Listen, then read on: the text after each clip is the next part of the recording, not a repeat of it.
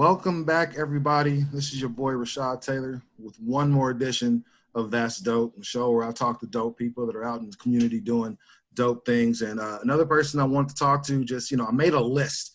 Initially when I started, it was a list of about 40 names of people that are just doing some, amazing things in this community. Again, and music and medicine and education. There's so many people that I still want to talk to, but one of the people I want to talk to first, again, somebody that doesn't get enough praise, enough shine, in my opinion. Somebody I've seen do some amazing things over the past little bit, just within the concepts of a community organization, and then been able to do some things outside of that organization that have been phenomenal. She is the co-owner of Chapters Alumni. I'm saying that right? Okay, I may say I want to give you all the props you need, man. She's a community leader.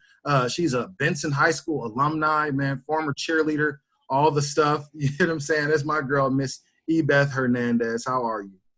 Hi, I'm good. Thank you so much. That was a really flattering intro. Well, you know what I'm saying? Like, it's important to make sure that people, know who we talking to, but also I think it's important to know, like, man, how, like, when you start naming people's like accomplishments or titles and stuff like that, like it's impressive. And that's one of the reasons I want to talk to some of you people, is because, man, it's impressive, some of the things y'all do.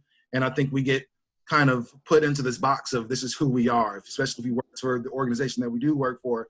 This is kind of what you are. But there are so many people that do so many amazing things that are within there. We're gonna talk about that. But man, what are you doing now? How's quarantine life? Honestly, I hate to say this because I'm, everybody's supposed to be so miserable and hating it and whatnot. But honestly, like, I'm chilling. In the beginning, I think I had a lot of anxiety about like going out and what if I run out of supplies and toilet paper and hand soap and all that, And I think once I got past that initial phase and kind of got into a daily rhythm, it's been cool. Like, I'm not really tripping anymore. Yeah. I go out into the community a couple of times a week when I have to help with food pantries and things like that. Go out and get supplies for my family. I take all the precautions I can. And then I come back home to my little sanctuary and I'm here with my daughter. I'm, on my computer, I'm studying, I'm reading, I'm creating things. And so it's been good. But So again, it took getting over that little initial hump. that first few weeks, I think that first month of the quarantine was like, I think we were all scared. Nobody wanted to talk to anybody, stay, now I think we've laxed a little bit on that. Maybe some people a little too much, but we've laxed a little bit on that. But hopefully we can get back to a place of normalcy. You said you've been kind of creating. What kind of new skill have you picked up during this quarantine? For me, I'm studying to get my real estate license. That's the one thing I wanted to do. I figure we have nothing but time. It takes 130 hours. Like, I think we got 130 hours just around. So what new skill have you kind of picked up during this whole break? Man, I've been doing a lot of stuff. So one thing that I always wanted to do was I really wanted to get into plants. Like, my mother has like the best green thumb of anybody I know. Everything she plants just like blossoms immediately. Mm-hmm. And I was always like really afraid to like start planting stuff. So I've been like, I'm a plant mom officially. That's Ta-da! dope. I'm alive That's longer. it's funny. It's funny you say that. I was literally so one of the only places that's still open is like Lowe's and saying like Home Depot. So I was talking to my guy. I was like, man, I have enough room in my backyard. I just want to do a plant bed, small, grow some vegetables, stuff like that. So I literally was about to go after this interview actually to go to Lowe's and get my little stuff to start my little planting bed. What are you trying to grow? So I've just been doing like house plants. I did some starters for like sage. What else did I give away to friends? I've been giving away a bunch of stuff, honestly. But mainly just indoor stuff. I've got a few things in the backyard, but nothing major. But it was before my challenge was just that I was afraid to like kill things, so I was afraid to plant anything because I was like, I don't want things to die. And I You want to take again care of it? I don't want to water it. I ain't got time. Of course. but no, it's like I'm here, I'm in the house, and then make your home like feel so much better, like having like that greenery indoors. So my daughter and I love it. And so what we've been doing is we've been painting our own pots. So I'll buy like the terracotta pots, and then we paint them like however we want, different colors. I like the all white aesthetic, so I paint them all white with some little gold or something. But she goes crazy. I have a 3-year-old. That's got to be really fun right now, especially right now with the kids don't have nothing to do, arts and crafts. I can tell Listen, you how many macaroni necklaces. I'm the arts and crafts queen, okay? I go to Dollar Tree a couple times a month to just pick up art supplies for my daughter. So we've been making all kinds of stuff. Another skill that I picked up, well, I was already kind of doing it before, years before, but I make candles. Ta-da! So I just started a candle business, kind of See, popping. what scent is that candle you just held up? This is a rose scent. As you can see, it's handmade soy wax with with actual rose petals in it. And Okay, and this is the time where I'm gonna put down where people can buy that. As soon as that goes there, there's a ticker that's gonna be right there about yeah, where you're gonna be able to find that. yeah, so I've been doing that, and then I did like a big Mother's Day thing with for that, and did Mother's Day candles and like put them in like boxes with a bow and sold a whole bunch of those. And now I'm doing like Eid candles. So my idea is to start like an online store where we just sell like pots, candles, artwork, really like curate like home decor That's from awesome. artists of color. That's really important to me. I feel like even in my neighborhood in St. John's, there's a ton of cute little stores like that, but I don't know any of these people. And I know a ton of really dope artists that are making beautiful prints and paintings on canvases and all type of stuff. And so what I want to do is reach out to all those folks and curate an online store of all these That's people.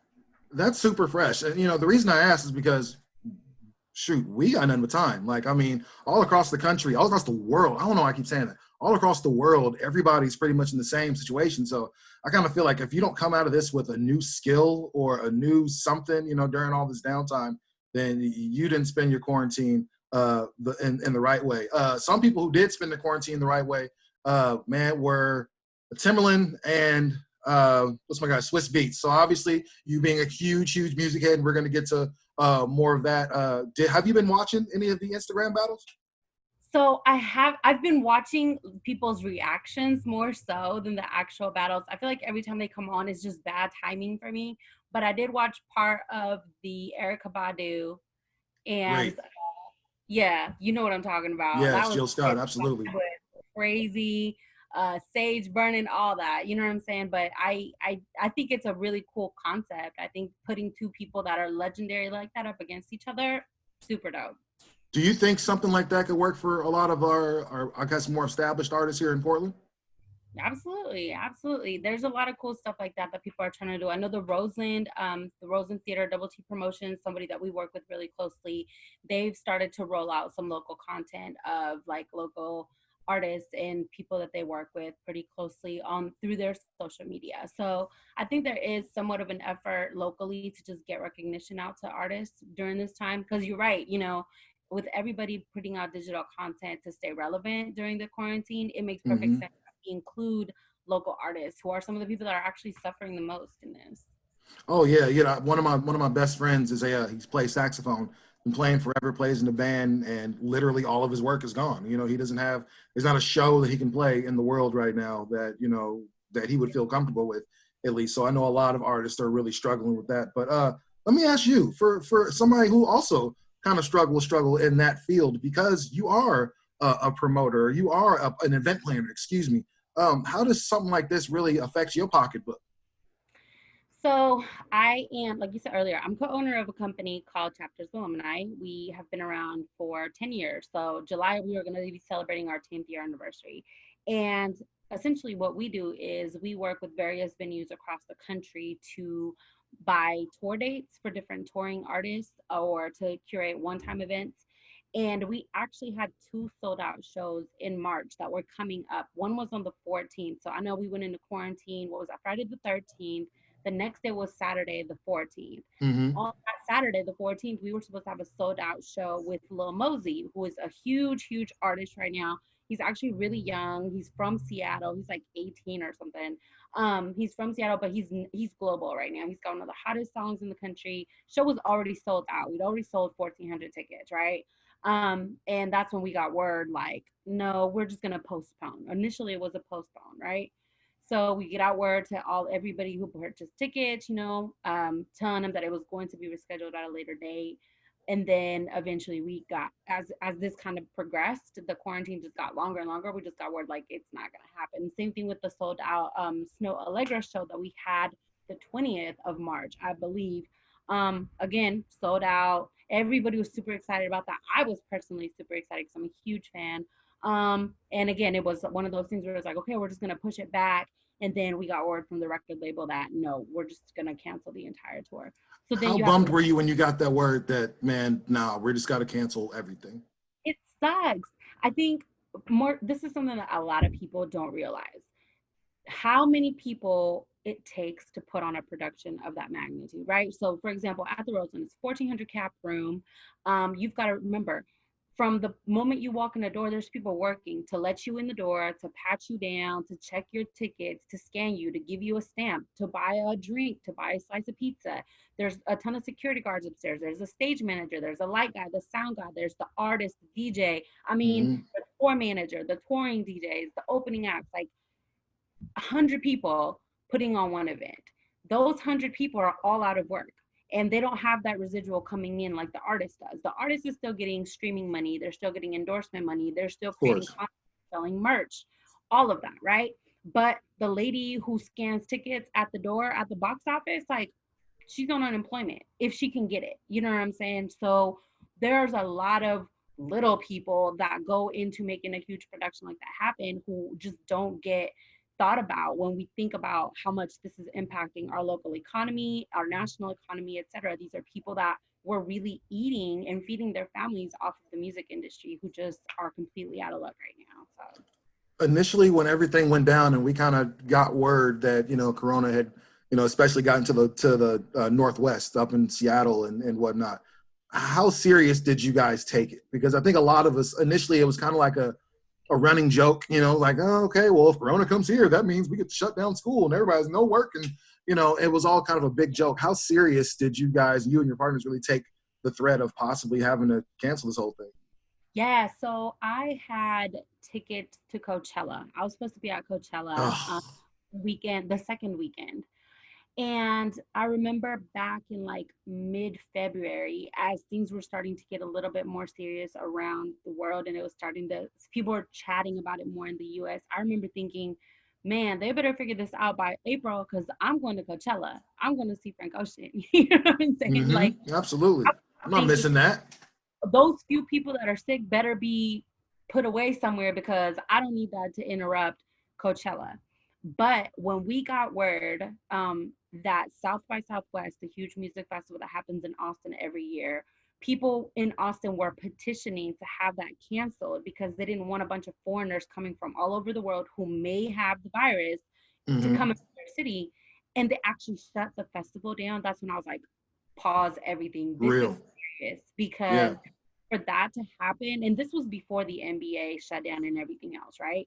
When that happened, I knew this was a big, big deal and it was going to take longer to handle and get under control than initially thought.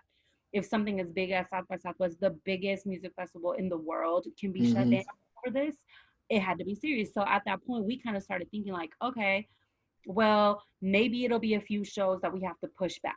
Again, we didn't realize the magnitude and how quickly it was going to spread to every corner of the world. So we just started to pay attention to what the governor was saying. And as soon as the governor said, no gatherings bigger than 50 people, I think that's what initially she said, we were like, okay, we're in trouble. Yeah. What was y'all's when you finally heard no more than 50? Because I know I was talking to your friend and mine, Kendall, and I was like, and he heard no more than 50. He was like, oh well, I'm done doing business now. I guess we're done with that. Yeah, I mean, it's scary as a small business.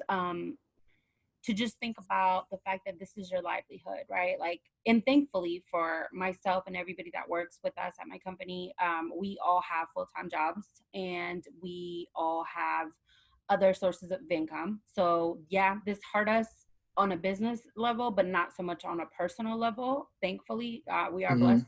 Hmm. But for me, it was more so about the other folks like I was just talking about earlier. We've got Of a ton of course. friends and a ton of people that we build, a great rapport with in the music industry who I just kept thinking like, holy cow, like they're going to be out of work.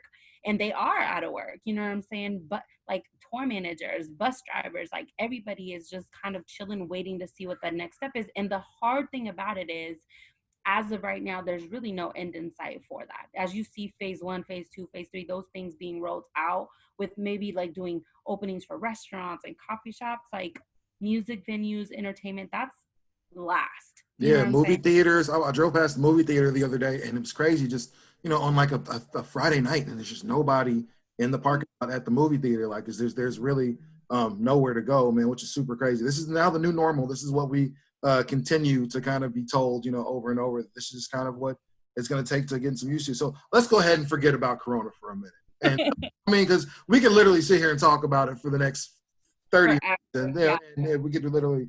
But I don't want to do that because before that, you actually were able to do some pretty amazing things. Let me ask you, do you remember your first show? Absolutely. Like it was yesterday. What was it? It was Currency, Spitta from New Orleans, and it was July 30th of 2010. And it was at the Rosen Theater. And the opening acts were a friend of mine named Logic. Well, back then he used to go by Logic. He now goes by Ilchrist from Seattle, Mm-hmm. and Will Jordan and Clem Rashad from Tacoma, and Yo Eggs from Portland. Man, so yeah, you literally remember everything. How nervous were you to make sure everything goes off without a hitch? Because I've actually got a chance to work with you, not on the music scene, but knowing that when you do an event, there are again all those moving parts that you talk about to make sure just one thing goes off, without a hitch. How nervous were you during that first time, and do you still get nervous when you plan those events? So the cool thing about that show was, I don't know if you can put yourself back in 2010, right? Like mentally, go back to 2010 and Right, remember, jeans and dress shoes, absolutely. yeah. And so back then, the type of hip hop that was coming to the Northwest was very much, it was like one niche type of hip hop. And it was very much like old school West Coast gangster rap from like the Yes. Bay.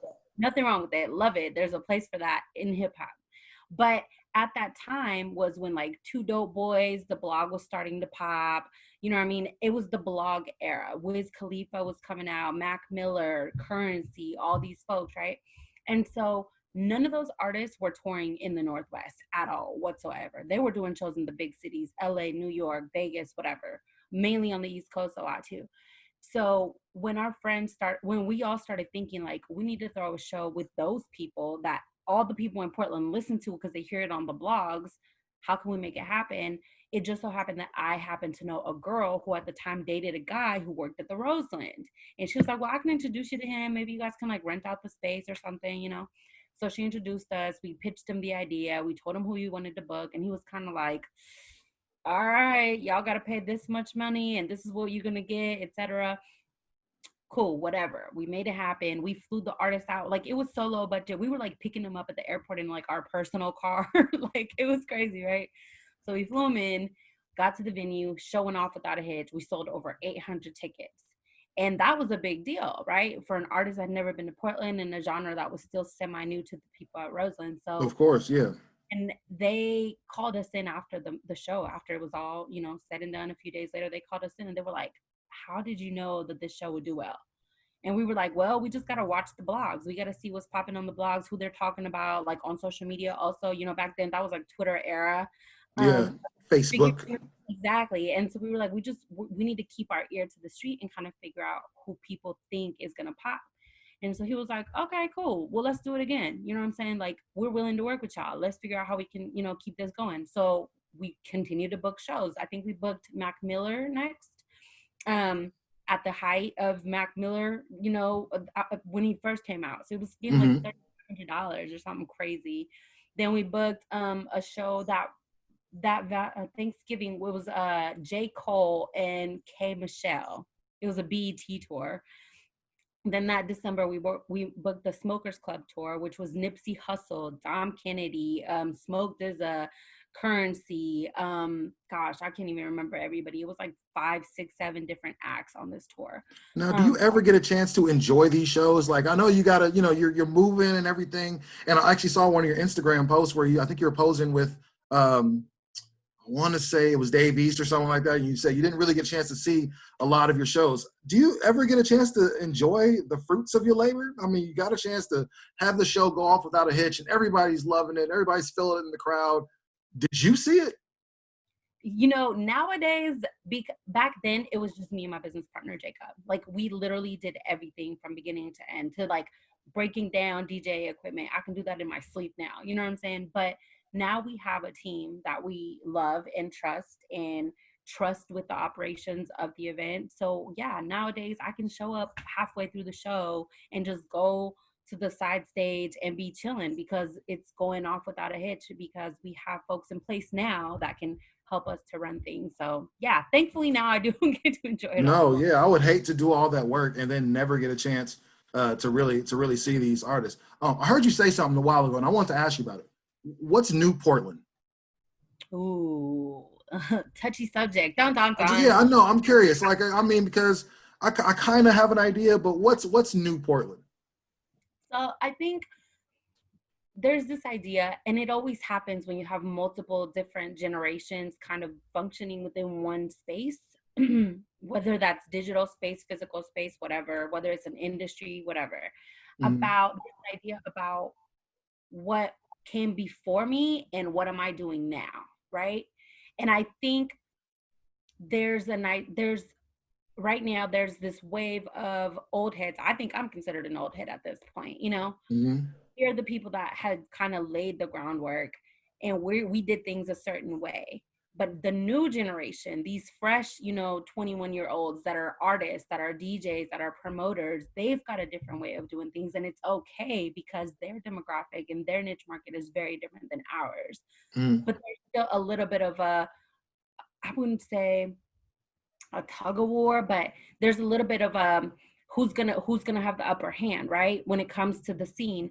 And sometimes I don't like to be looked at or called a gatekeeper. I hate that word because I'm not that. I strongly believe that my job was to lay down a foundation, to kick down doors so that the next generation can literally just walk right through them and do their thing. And I'm willing to say that to anybody. I love taking people on and mentoring them and helping them set up their businesses and whatever resource I have. If I feel like it's going to further the scene, I'm with it. But that's what New Portland is. New Portland is like the new younger generation that's trying to do a lot of the same cool things that we were doing back then in their own way. No, no. I mean, I feel, and I'm definitely one of those older heads because I'll look at some of the new cats and listen to them like some of them are cool, but some of them are, and then some of them are dope, and then for the most part I'm like that's cool. When you listen to new music in Portland, not even new music, when you listen to Portland artists, who who strikes a chord with you? Who do you listen to, and who do you like? Yeah, I feel them. There's a lot of artists that are doing really cool stuff, like experimenting with different sounds musically and whatnot. Gosh, there's so many actually. I really like Dante Thomas off top. He's great. I've known him for a while and I've been able to watch his journey and like his evolution as an artist. And I mean, he was dope from the jump, but he's only getting better with time, you know? Hmm. When my girl Win, of course, killing it as a female artist, but as an artist, period. Like I hate calling her just that, oh, she's a dope female artist. No, she's a dope artist, period. She just got off like a national tour with Mick Jenkins, which was super dope to watch. Then there's people like Keith Canvas, there's Casso still, of course, there's Trey Rideau, there's Teaspoons. There's so many different people and they all have kind of like a different crowd that they kind of appeal to, which I think is cool. So Amine is really, and this is no, with no disrespect to the great Cool Nuts, but Amine was really our Portland's first star, like superstar. Like I just saw him on an episode of Insecure the other day, and I was like, oh man, is that Adam? Like there you go. It still kind of shocks me sometimes because for me he was just that kid that went to Benson, and now he's made good and everything. When you think about all these artists right now, who do you think is the most likely to blow next? Ooh, that's a good question. It's I have like back end data Oh yeah. of like a little bit of insight as to what people are doing business wise.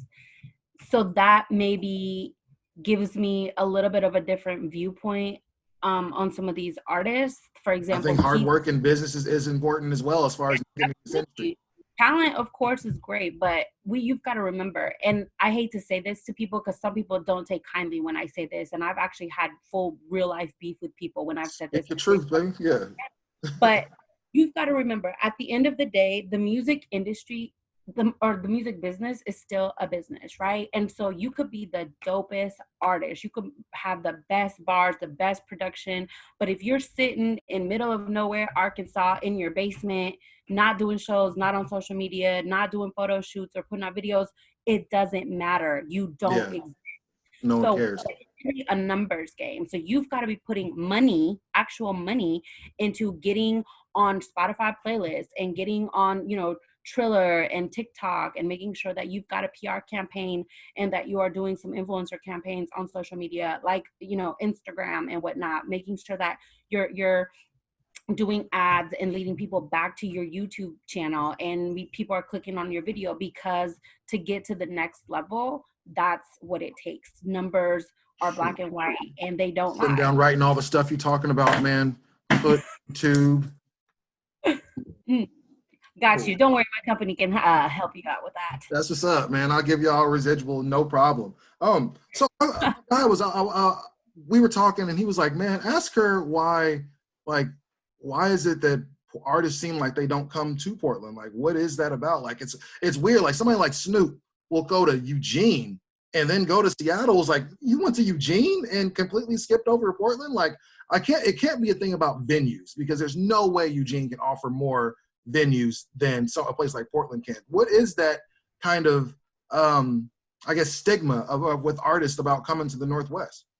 There really isn't a stigma. Artists love coming to Portland. Like, genuinely, when I talk to artists and we're just chilling backstage or whatever, they love Portland. The food A is fun good. place.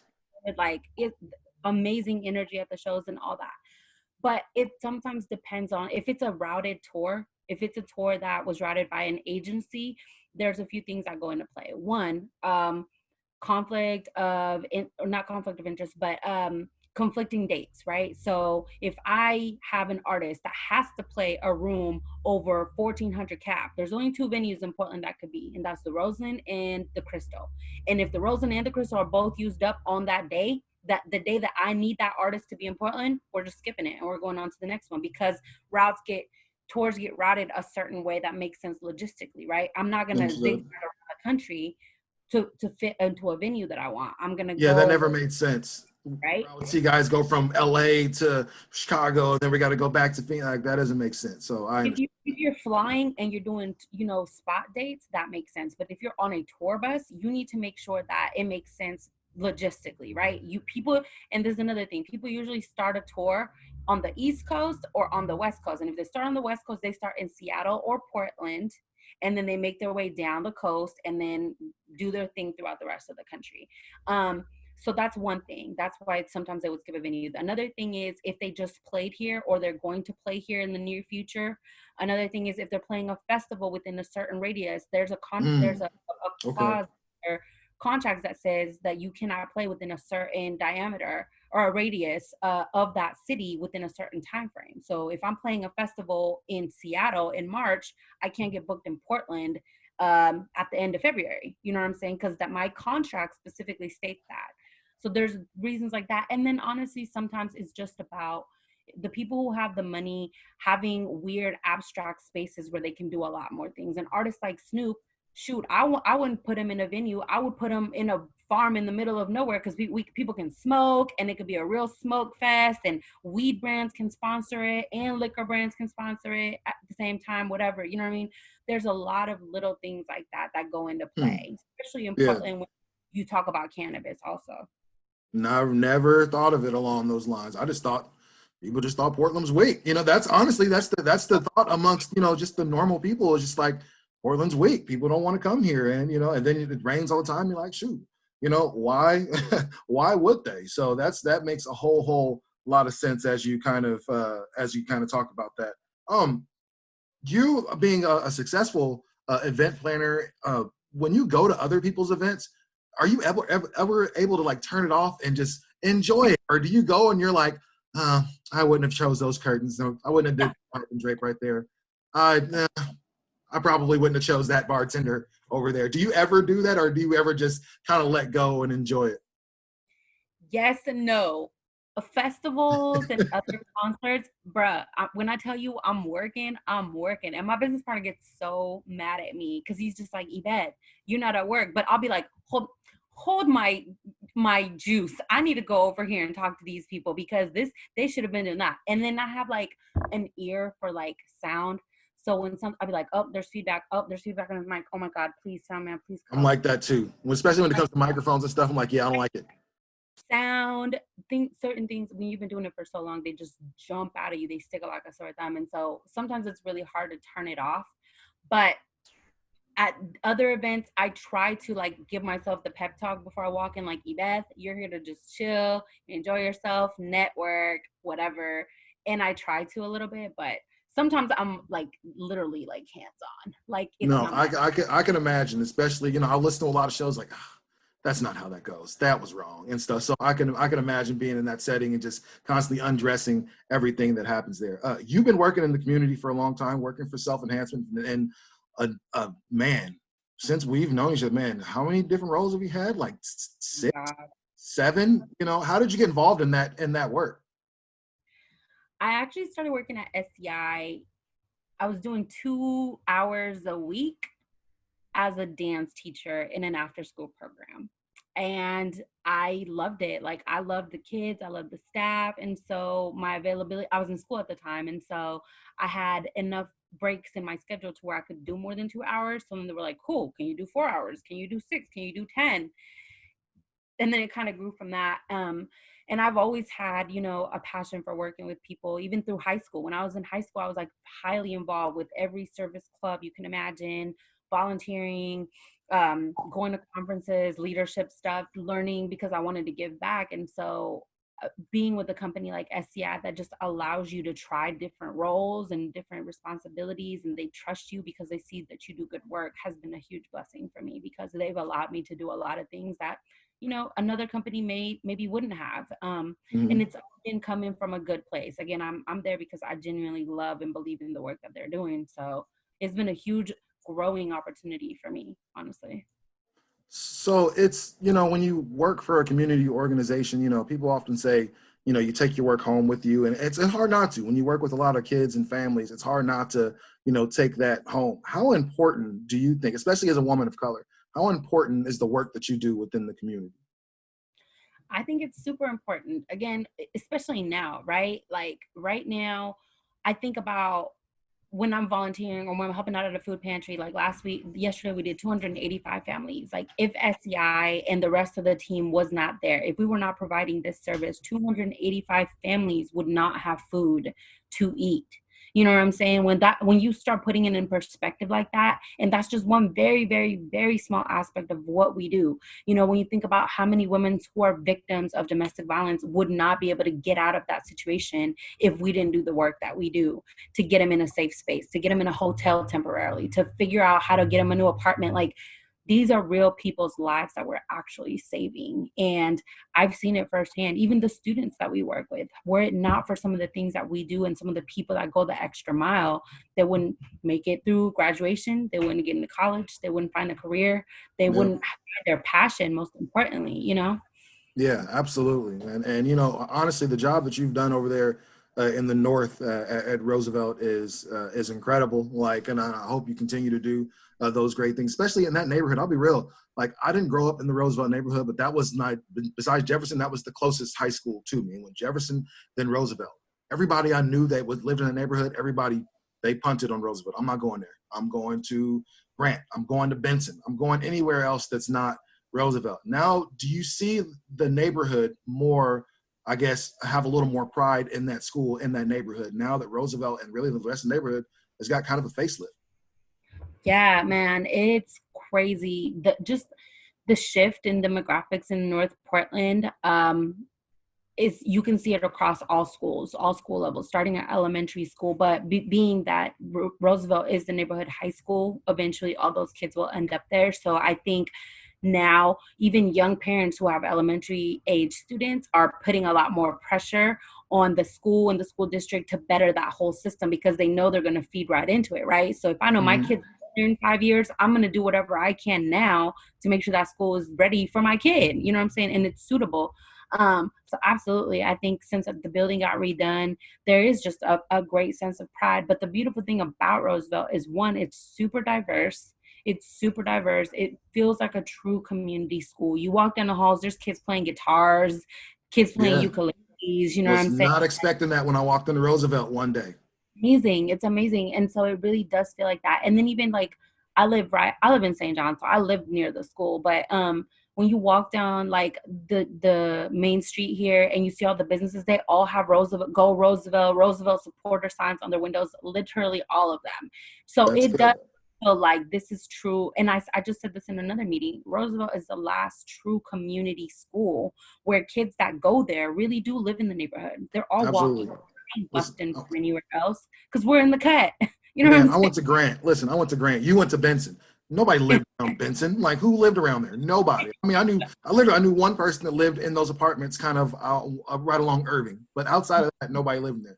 I went to Grant. I had to take a bus that was a 30, 40-minute bus ride to get to my school every day. So you're right. It's the last, kind of community school. And the way I kind of see it is almost the way I kind of viewed Grant for a long time is that neighborhood is kind of taken in Roosevelt almost like a small college would. You look at somebody like Grant, and that was my big thing about it, is like everybody from up at Bagel Land to Pizzicato, every round, that's, man, go Grant, we're generals, let's do this. And it seems like they've kind of taken a similar path at Roosevelt, which is awesome. You mentioned something for your kids, so it's impossible not to talk about your babies. The one question I asked people that, I kind of knew them before parenthood and then afterwards is, man, how did having the baby change you? So, man, what was the biggest difference for you and in your life when you became a mom?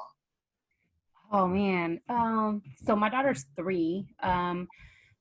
It's so weird once you become a parent to like remember what your life was like before you had a kid, right? Like I think it was just a matter of how I spent my time. Being in the music industry, I was able to travel freely whenever. If somebody hit me and said, "We need you to do something in LA tomorrow," I could hop on a plane tomorrow. I could be out at different events, networking. I don't drink, I don't smoke, but I like to be out and network because that's a huge part of being able to collaborate and whatnot. You meet people at a party and next thing you know, you're doing business together. You know what I'm saying? So I'm missing out on a lot of those type of things because I want to be at home with my daughter. I want to be able to put her to bed every night and whatnot. So it's just a matter of like how I spend my time, but also she just has taught me so much, like so much. And she's crazy smart, which kind of scares me because I'm like, dang, like, am I gonna be able to afford like the best schools, the best education? Because this kid is crazy, you know what I mean? And so I worry about that a lot, but I think more than anything, it's put into perspective for me the fact that we have to, more than ever, we have to really go hard for providing for good education, for making sure all of our schools are safe, making sure our parks are clean, making sure that there's no stranger danger in our neighborhoods because this is where our kids have to grow up, right? And I was active in the community before, but I feel like now I'm like hyper aware of certain things and I want to make Mm-hmm. it right because my kid has to grow up here. So it makes me want to go a little harder. Man, Ibeth, you are super dope. And seriously, man, I've thought so for a long time. We don't get a chance to talk as often, but I've always admired your work ethic. I've always admired your creativity and the things that you've been able to do. You're a community leader. You are a social justice warrior. Obviously, the CEO and the president or the founder of your own company and everything like that. Chapters alumni. You're an amazing super mom, and I appreciate you for coming on and at least tell a little bit why you're so dope. So, Beth Hernandez, thank you so much, baby. I appreciate you. This is so fun. Let's do it again. Absolutely. No, I got you. Yeah, we can definitely do it again because there's going to be season 2 and it's going to be post-Coronas. So I want to know what everybody is up to after the Coronas. But Beth, man, enjoy the rest of your quarantine or best you can and kiss that baby for me. I will. Thank you so much. This is really Absolutely. fun. Absolutely, girl. I'll talk to you soon. Bye. That was my girl, Beth Hernandez, still out here doing major things, man. Chapters alumni. I believe, hopefully they have a .com. Oh no, I'm gonna figure that out. I'm gonna let y'all know. You know how we do, man. I'm Rashad Taylor. That's dope. Peace.